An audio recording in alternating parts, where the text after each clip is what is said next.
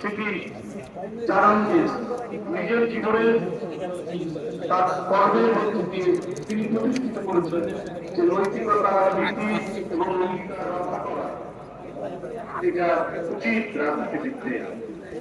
এটা তিনি তার জীবনের প্রতিক্ষণে তিনি জীবনের নানা সংকটের মধ্যেও তিনি সেই আদর্শ থেকে এদেশের স্বাধীনতা যুদ্ধের মহান ঘোষক, একাত্তরের লড়াই বীর মুক্তিযোদ্ধা সেক্টর কমান্ডার জিয়াউর রহমান সহধর্মী দেশনেত্রী বেগম খালেদা জিয়াউর রহমান এদেশের সংবাদপত্রের স্বাধীনতা, মত প্রকাশের স্বাধীনতা, কথা বলার স্বাধীনতা, সমাবেশ করার স্বাধীনতা, নির্বিঘ্নে দেশের চলাচল করার স্বাধীনতা নিশ্চিত করেছে।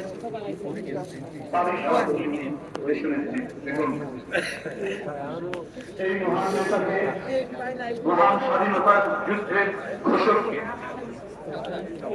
দেশি বিদেশি চক্রান্তকারীরা